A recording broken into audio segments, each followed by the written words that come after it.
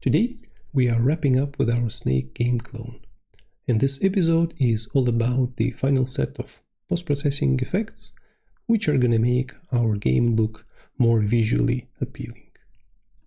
Last time we worked on a few fragment shaders to achieve this glow effect, and today we are going to introduce yet another fragment shader, another post-processing step, where we are going to work on such effects like scanlines. We are going to add some flickering, some distortion, and chromatic aberration. I guess there's not much more to add, so let's get started. First of all, let's open up our main. Let's find where we load our shaders. We are going to introduce yet another shader. We'll call it scanline shader. It will reside in our assets as scanline GLSL. We will need to introduce yet another framebuffer. We'll name it scanlined. Then we are gonna grab this block where we render into a framebuffer, jump into the end right before we render everything to our screen, and add another post-processing step. So we are gonna render everything into our new framebuffer named scanlined. We're gonna use our new shader, scanline shader. We are gonna use, I think it was named blurred framebuffer as our source. So it's going to be blurred texture and output into the scanline. And finally, whenever we draw things, we are going to draw from this scanline framebuffer. Now if we run things, everything continues to work, even though we don't have the scanline shader yet. Rayleap tells us that, hey, it failed to find the file. That's why it will simply substitute the fragment shader with like default one. That's why everything is working. So let's find some threshold shader. We will just copy the code, create scanline GLSL, paste everything we copied from threshold shader, and drop these things probably. And yeah, this is like the minimum starting point for us. What we do is we simply grab the color of the texel from the texture at given coordinate and output it. So as you know, it does really nothing, pretty much like it acts as a dummy step right now, does not apply any changes. We can of course say that, hey, how about we output all in white? Yeah, so that's how we change things. Now, first thing that we are going to work on is a scanline effect. There is a very nice article which explains it step by step, how you can start with dividing your screen into colors, then adding more and more sections divided by two colors. Then how you can animate it, how you can adjust the white area. Then there is the next step of the tutorial where it tells you how to apply colors, mix them, and finally apply the effect to the texture. We are not gonna follow this tutorial, and we're gonna try to achieve the same effect, the scanline effect, using some math with our own intuition. And to do that, we will need to use GraphToy, which is a really cool and great tool. Let's up it up a bit, which allows to see how different graphs behave. When you open up GraphToy for the first time, it will show you a simple graph where the function from x and time is simple and x. So that's a line showing how x constantly grows. We are going to use some trigonometric functions, basically rely on cosinus and sinus. So if I show you cosinus of x, we will see this wave. And pretty much we are interested only in a small part of this whole graph. Let me try to correctly zoom things. All right. So when we deal with shaders like this one, our text chords come in values from 0 to 1, which means that bottom left corner is 0, 0, top right corner is 1, 1. Right now we can see that x, if x is 0, the value of the function cosinus to x is 1, and as x grows from 0 to 1, it declines a bit and stops around here, which is what? Which is like almost half, just a tiny bit more. Let's try to show how it looks like. We will introduce variable scanline and apply cosinus to it, which will work with an x coordinate. So we're working with columns. It means that every column, because every text cell with the same x is a column, will receive the same scanline value, and then we can use it here and tell the output that, hey, simply output some variation of gray, so starting from white to black, other than that some grayish value, and we can see how it looks. You see that to the left, where x is 0, it's all white, and it slowly degrades to some sort of gray color, but not black. Why not black? Because black is actually here at 0, right? And we end up the values at about half right here. So we need to somehow manipulate this function so that the whole curve is inside our square that we're interested in. How can we do that?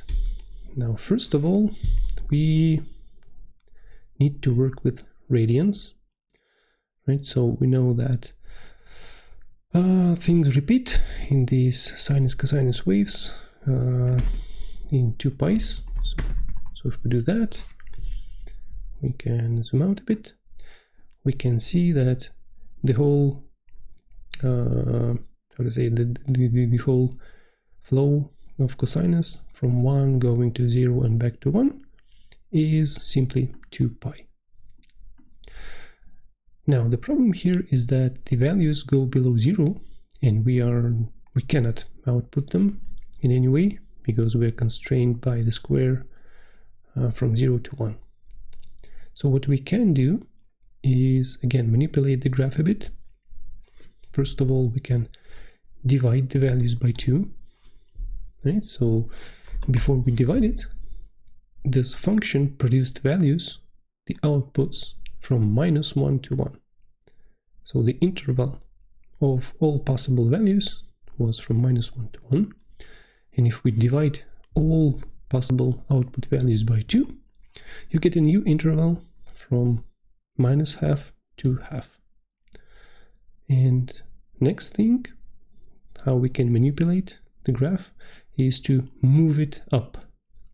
And right, again, the interval is from -half to half. So we can simply add the half to all the values, and they end up in the interval that we're interested in.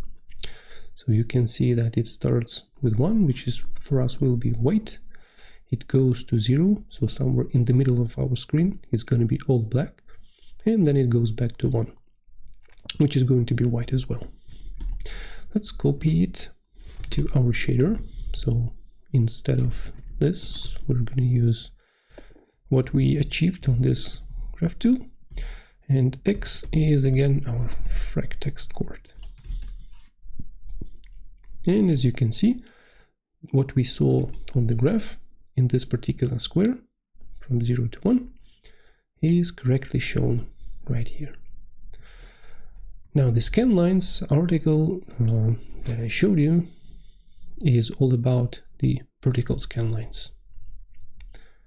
And how we can do that, there is no way we can do it in this graph toy, but in our shader we can work not with x coordinates of our texel, but y. That means we're working with rows. So for all the texels which have the same y, that means the same row, they will have the same scanline value. If we run it again, you can see that now this pattern that we drew is drawn vertically. All right. So next thing is that we need to somehow show more than like one iteration of cosinus. To achieve that, we can start multiplying it, let's say by 2. Now we have 2 iterations, 1 and 2. We can multiply it by 5, and you can see that in scope of this one square, it is now repeated 5 times. Let's try to apply the same thing on our shader code. So we can multiply it by 5. See that, yeah, we get 5 sections, same sections, 1, 2, 3, 4, and 5. We would like to have a lot of different scan lines, right? So we can multiply it by something like 150, and yeah, you see that they're now very, very small, which is exactly what we want.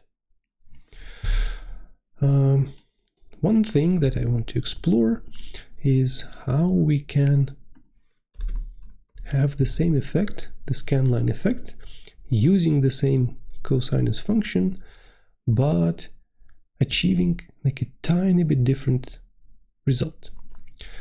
So let me show you what I mean.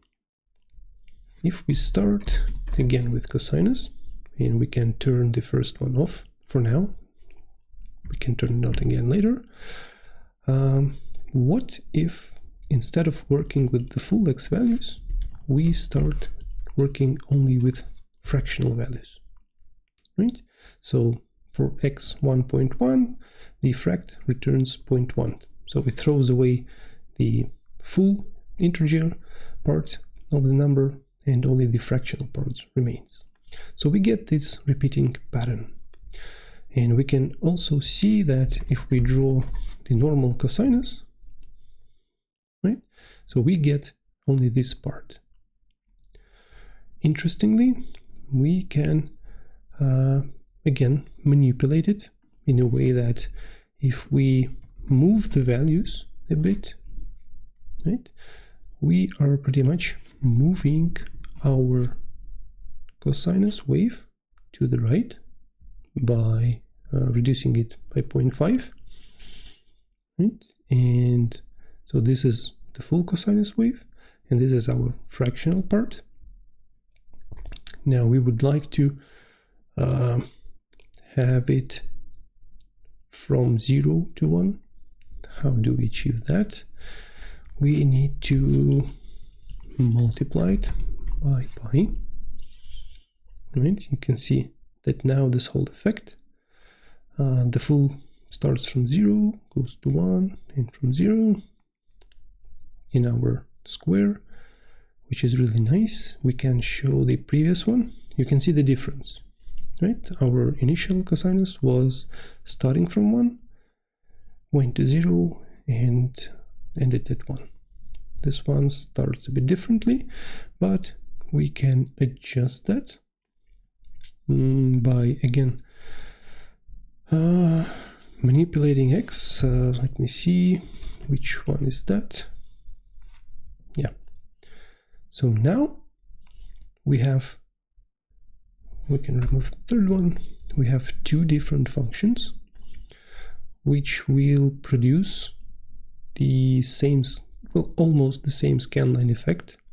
But if we think about it, if we look at this particular part, the bottom part, our orange, more fatty, right, graph, it has more points on the darker side, right? So it will stay dark longer than this part.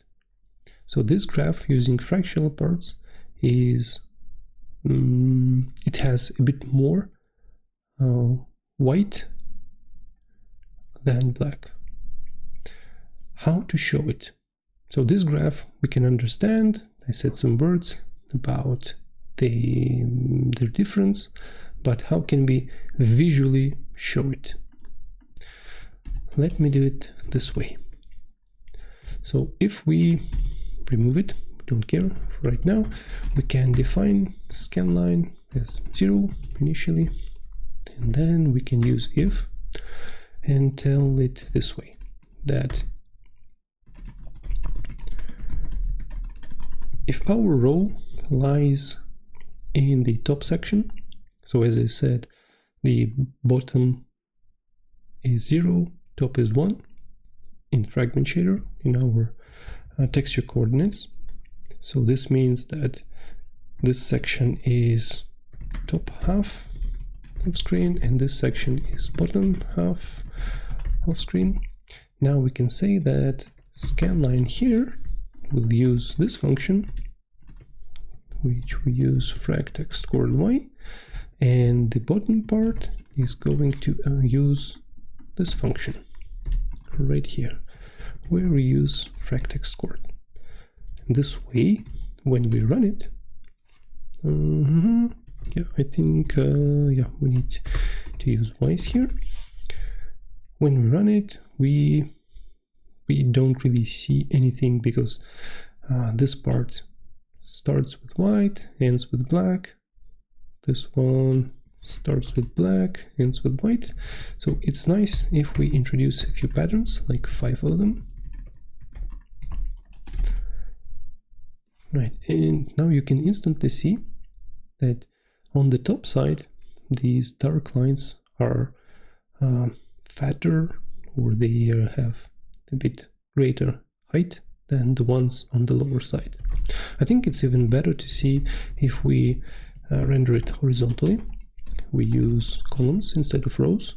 Yeah, you can see that even though the graphs are quite similar, as I said, this orange graph, it stays in the darker side for much longer.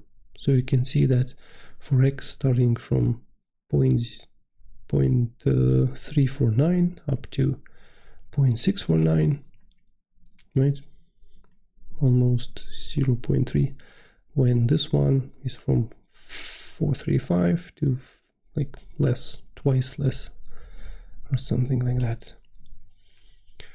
So for our scanlines effect, we can use both of these approaches. They will both work fine, but I like to use this bottom one just to get these dark lines a bit narrower than the ones on the top. So that is why we are gonna drop the first variant and leave it only as that. Again, I will use some value of 150, and we're going to use our rows for that. So now you can see that, hey, this is all good, but the effect that we would like to achieve is actually animated. The graph toy functions, they allow you to, or they pass you the time value as well. So I can say that, hey, x, we can add time value, and it animates it.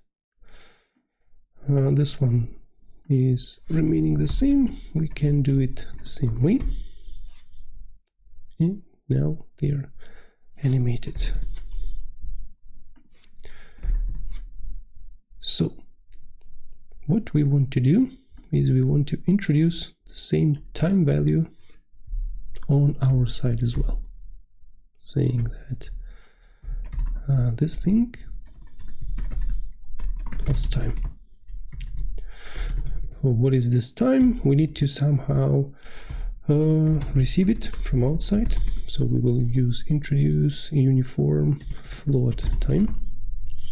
We need to jump to our main. We need to find our scanline shader, introduce another location for the variable, so it's going to be scanline time location, using the scanline shader, and the variable is time.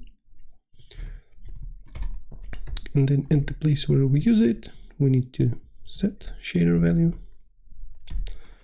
Set shader value, shader is scanline shader, index is our scanline time lock, value it's going to be some global time, which we don't have, and uniform it's a float. So what we're missing is this global time. Let's find our main while loop. We have step timer, which gets reset right here.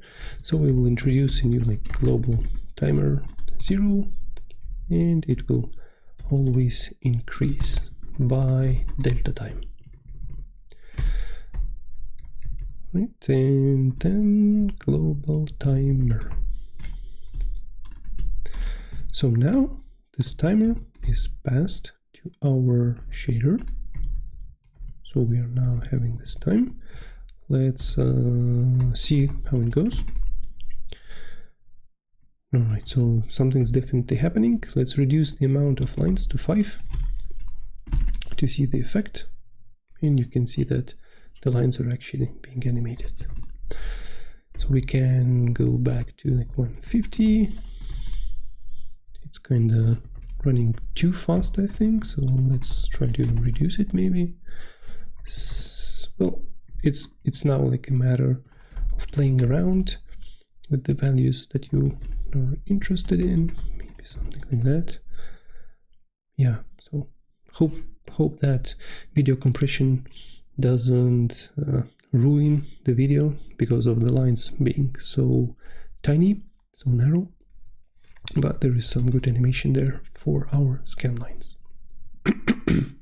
So next thing is we have our scanlines and we have our texture color, or in other words our game board that we have rendered into the frame buffer. Now we need to combine these two things.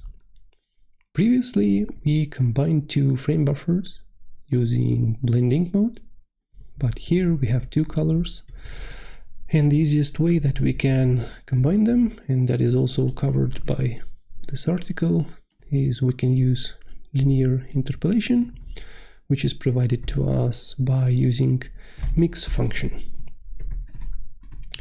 Let's use 10 from color RGB.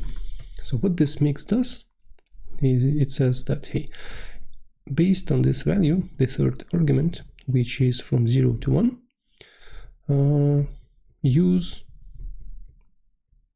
this amount percent, when this value is 0, we're using the left value. When this value is 1, we're using this value, and when the amount is different, we use, or we interpolate and use the value somewhere in between the color and the scanline. So let me show it. Right now the value is 0, meaning that we are gonna simply show our game board without any scanline effect. If we use the value 1, then it's all about our scanlines. The game board disappears. But if we use half, it means that we are using half of colors of our game board, half colors of our scanlines. So here we also need to find, we're saying that, okay, let's move 10% from our game board color towards the scanlines. And this looks somewhat nice. Unfortunately, I believe that video compression might break it down for you and you won't see the effect as nicely as I see, but there is definitely some noisiness, so to speak, happening. We can see that the lines are running over our grid and over the text, over the food It's just maybe due to video compression, it's not easily seen. But if you download the project and run it yourselves, you will definitely see and notice that. So next thing that we can do, so scanlines is pretty much done. We did it ourselves. Next thing we can do is we add some flicker effect. So what is a flicker effect? We can say that, hey, let's have like a half plus half times sinus time 10, just to increase the effect so that it happens more often in terms of like per second. And then you can understand that because sinus produces values from -1 to 1, times half is it produces the values from -0.5 to 0.5, and when we add 0.5 to it, the flicker is actually from like has values in interval from 0 to 1. And now when we have this color, our lerped mixed color between the scanline and the texture, we can multiply it by flicker, and what we see is like the lamp being turned on and off, on and off, on and off. Of course we can't play when this kind of flicker happens, but what we can do is we can greatly reduce it so that flicker is actually in this interval. So what we're saying right now is that we're gonna constantly be switching the output color in terms of like 90% up to 100% and back. So it's going to be a very delicate flicker. Again, I can definitely see it when I run it. I don't know whether YouTube compression or video compression is gonna break this effect during the video, but hopefully you can see it as well. What next? Right now our picture is too perfect, right? And we want to achieve a bit of distortion. And distortion in this case means that for every row of our grid or framebuffer output, we would like to displace it a bit to the left or to the right. So how can we achieve that? Let's see. Let's think about, like, we will have some let's say this distortion, right? We don't know yet what it is.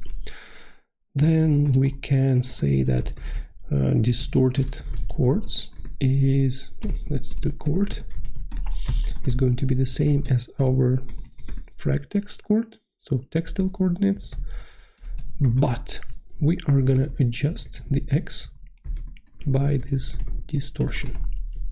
So we're saying that we would like to manipulate the x coordinate by this distortion, and we would like it to work on the rows. It means that this distortion has to be some function, we don't know which, but it's going to operate on the y values of our textile. Why is that? It is because for all the textiles which have the same y value, it means all the textiles on the same row will have the same distortion, so that they are all offsetted by the same amount. So all we need to do is think about how we can provide some function here. Let's say we use sinus, simple sinus here. If we run it right now, nothing really changes, and it doesn't change because we are still sampling our texture using original coordinates. But if we substitute them with our distorted coordinates, what we will see is that the image is distorted, like every single row is moved to the right. And this happens because as our row grows, sinus grows as well, but those differences between two rows is very small, and you can see like a part of sinus wave for the distortion. What we want is every row to be a somewhat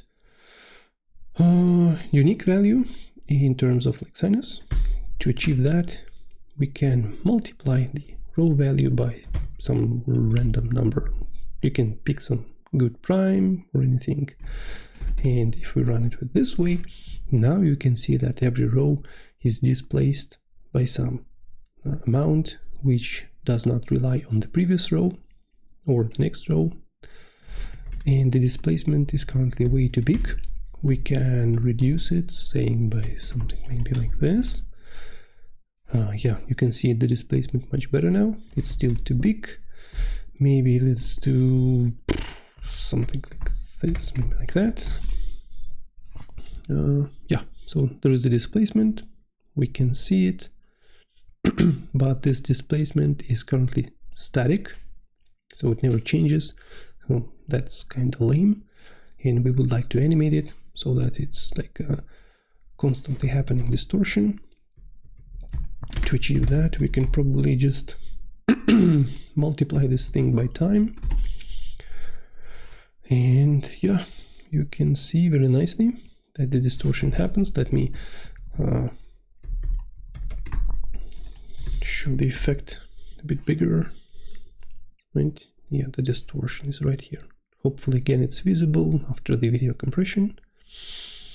Now the problem right now, when we simply multiply by time, is that right now the distortion disappeared right here. And this happens because we are working with some very huge sinus wave, and the distortion left for a very long time.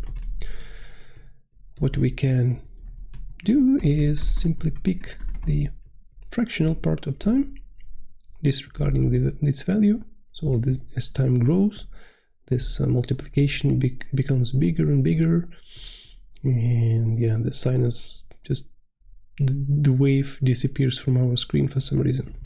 But if we keep it small and constantly repeat it, which we really don't care about, then the effect remains and pretty much repeats every second, and we are quite fine with that. Again, let's maybe have the effect reduced to something like this, so that it's not distorted too much, but it's there. It makes you feel like, okay, my display is kind of old, and yeah, it's flickering, it's distorting the text. And what we can do also is we can add an effect named chromatic aberration. Again, there is a very nice article which explains you about this color shift effect, how you can achieve that. Basically, the most basic part can be achieved using these couple of lines of code. All the articles mentioned in the video, you will find links to them in the companion blog post. The link is right below the video. So let's try to introduce this effect, see how it is applied, and what kind of effect we achieve with that. So we no longer need to sample the whole color. We can say that, okay, we start with white and then work on the components one by one. So we will sample our texture given distorted chord minus some offset, grab red from it, then same for green, same for blue, green and blue, except here we don't use offset and here we use plus offset. In the article there is some predefined offset. Different articles have different kind of offsets. We can introduce our own offset, saying that it will be something like distortion, which is already a small offset value and nothing for y. And that's pretty much it, except that this effect will be barely visible. So let's magnify it by multiplying by 10, and if we run it, you can see how this effect applies to the text. Now, this is magnified too much. We can reduce it a bit to make it more visually appealing.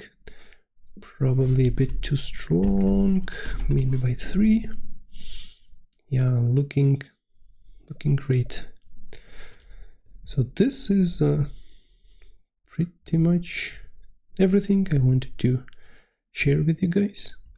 This is the final version of our game. In the beginning of this series, I told you that I might try to find some sounds which we can include in the game.